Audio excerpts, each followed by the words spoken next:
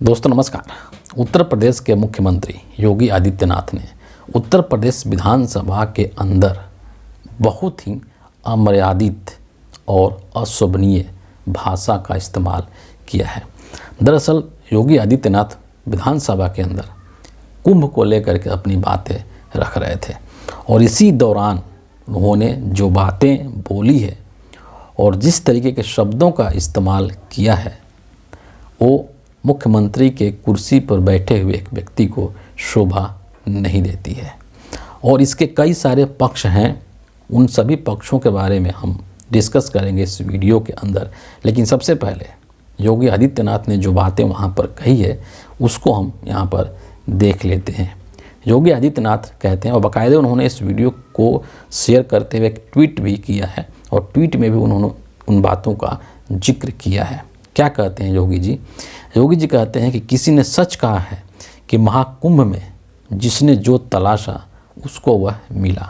इसके बाद क्या कहते हैं कि गिद्धों को केवल लाश मिली, सुअरों को गंदगी मिली, संवेदनशील लोगों को रिश्तों की खूबसूरत तस्वीर मिली, आस्थावान को पुण्य मिला, सज्जनों को सज्जनता मिली और भक्तों को भगवान मिले। आप उनका एक छोटा सा वीडियो क्लिप ये ज़रूर देख लीजिए, फिर इस पर आगे हम बात करेंगे। किसी ने सच कहा कि महाकुंभ में जिसने जो तलाशा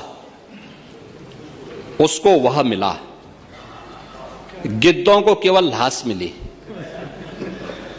सुअरों को गंदगी मिली।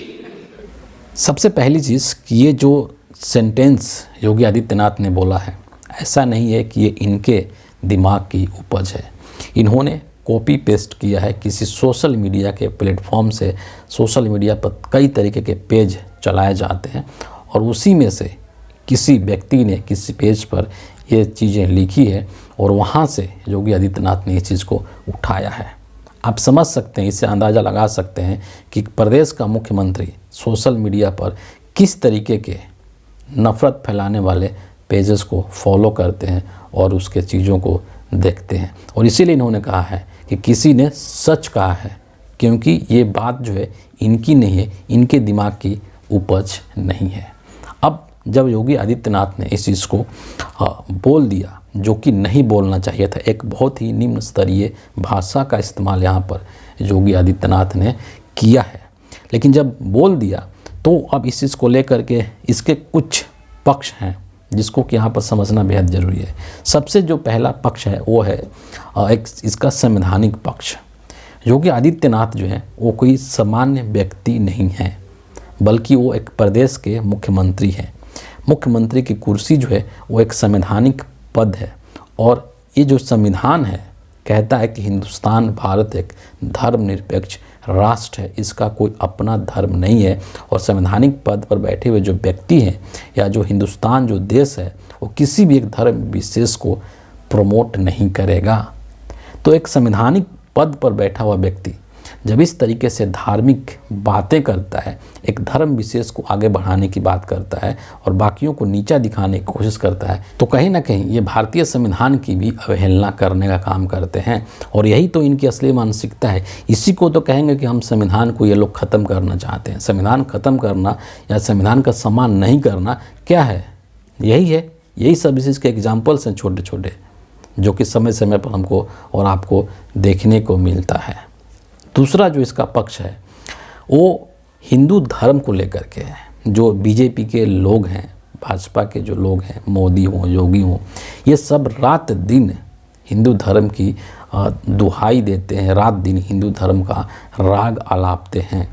लेकिन इनको ये जानना चाहिए कि उसी हिंदू धर्म के अंदर, हिंदू माइथोलॉजी के अंदर गिद्ध और सूअर को लेकर के क्या बातें कही गई है, उसको यहाँ समझना बेहद महत्वपूर्ण है और हर हिंदुस्तानी को ये चीज़ जानना चाहिए। जो योगी आदित्यनाथ कॉपी पेस्ट करके बोल रहे हैं कि गिद्धों को लाश दिखी और सूअरों को गंदगी दिखी, तो मैं यहाँ पर ये चीज़ रखना चाहूँगा कि जो हमारा हिंदू धर्म है, जो हिंदू माइथोलॉजी है, वो गिद्ध और सूअर को लेकर के क्या कहता है। सबसे पहले हम गिद्ध को यहाँ पर देखते हैं।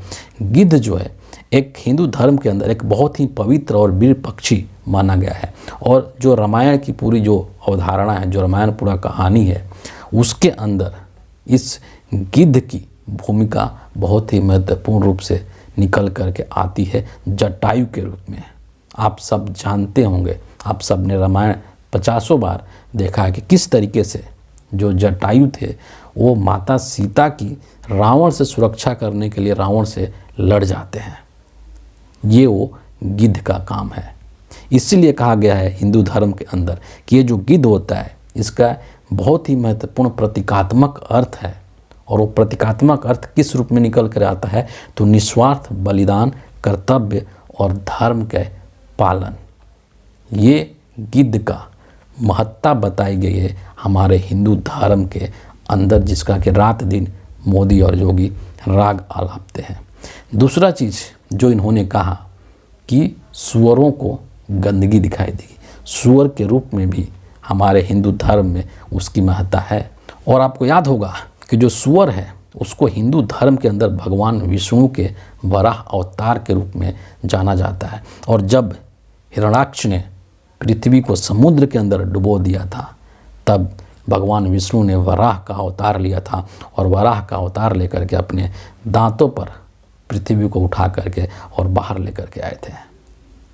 ये है सुअर का महत्व हमारे हिंदू धर्म के अंदर। और इसीलिए इसका जो प्रतीकात्मक अर्थ है उसको संरक्षण, स्थिरता और शक्ति के रूप में देखा जाता है। और इस तरीके से आप क्या देखते हैं कि चाहे वो गिद्ध हो या फिर चाहे वो सुअर हो, इन दोनों का ही हिंदू पौराणिक कथाओं में गहरे अर्थ हैं और बहुत महत्वपूर्ण स्थान भी है। गिद्ध वीरता और धर्म के प्रति समर्पण का प्रतीक है, जबकि सुअर वराह अवतार सृजन और संरक्षण का प्रतीक है। तो क्या हम इस चीज़ को यहाँ पर मान लें कि योगी आदित्यनाथ ने हिंदू धर्म का अपमान किया है? सुअर को अपमानित करके उन्होंने कहीं ना कहीं भगवान विष्णु को अपमान किया है। गिद्ध का अपमान करके कहीं ना कहीं उन्होंने पूरे रामायण को अपमानित करने का काम किया है। और माता सीता की सुरक्षा में अपनी जान देने वाले उस पक्षी का अपमान करके इन्होंने माता सीता का भी अपमान करने का काम किया है। ये तो हिंदू धर्म की पौराणिक कथाएं हो गई जिसमें कि गिद्ध और सुअर के महत्ता को इस रूप में देखा गया है। लेकिन इसका व्यवहारिक पक्ष भी है। और व्यवहारिक पक्ष ये है कि ये दोनों ही एक तरीके से स्वच्छता के प्रतीक हैं। जब कोई भी जानवर मर जाता है तो और उसकी जो डेड बॉडी है वो पड़ी रहती है तो उसको खा करके कौन साफ़ करता है? गिद्ध ही साफ़ करता है। जो सुअर होते हैं वो खुले में जो गंदगी होती है उसको साफ़ करने का काम करता है। और इस तरीके से ये दोनों कहीं ना कहीं स्वच्छता के प्रतीक हैं जो कि हमारे आसपास के वातावरण को, प्रकृति को स्वच्छ रखने का काम करते हैं। तो क्या सोच करके योगी आदित्यनाथ ने इस तरीके के निम्न स्तरीय भाषा का इस्तेमाल किया। और इसका जो अगला पक्ष है चौथा, वो एक एक्सेप्टेंस के रूप में सामने निकल करके आता है कि योगी आदित्यनाथ ने चाहे भले ही किसी भी रूप में किया हो, लेकिन एक चीज़ एक्सेप्ट कर लिया कि कुंभ के अंदर गंदगी थी, कुंभ के अंदर लाशें थी, कुंभ के अंदर तमाम तरीके की अव्यवस्थाएं थी। इस बात को योगी आदित्यनाथ ने उत्तर प्रदेश विधानसभा के अंदर स्वीकार कर लिया है। और जहाँ तक संवेदनशीलता की बात कर रहे हैं योगी आदित्यनाथ, तो इनकी संवेदनशीलता का आप अंदाज़ा इसी बात से लगा सकते हैं कि जिस कुंभ में सैकड़ों लोगों ने अपनी जान गंवा दी, उसी कुंभ में योगी आदित्यनाथ पुष्प वर्षा कर रहे थे। उसी कुंभ के अंदर योगी आदित्यनाथ बैठ करके और नोट गिनने का काम कर रहे थे कि इस कुंभ के वजह से उत्तर प्रदेश के जीडीपी के अंदर 3.5 लाख करोड़ रुपये की वृद्धि हो जाएगी। कहाँ गई? आज तक से योगी आदित्यनाथ ने ये नहीं बताया कि कुंभ के अंदर कितने लोग मरे। हर दिन श्रद्धालुओं की संख्या गिन लेते हैं कि इतने करोड़ ने स्नान किया, इतने करोड़ों ने नहाया कुंभ के अंदर, लेकिन चंद जो लोग मर चुके उनको ये अभी तक नहीं गिन पाए।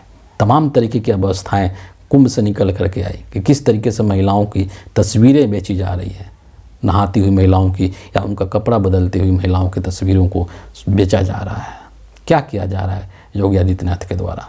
तो तमाम तरीके की अव्यवस्थाओं को और अपनी कमियों को छुपाने के लिए योगी आदित्यनाथ ने विधानसभा के अंदर जिस तरीके से बातें की है वो भाषाई मर्यादा को तार तार करने वाला है। और ऐसा लगता है कि बीजेपी के अंदर, भाजपा के अंदर जो लीडर्स हैं उनके अंदर एक कंपटीशन है कि कौन कितना निम्न स्तरीय भाषा का इस्तेमाल कर सकता है, कौन कितना गिर सकता है।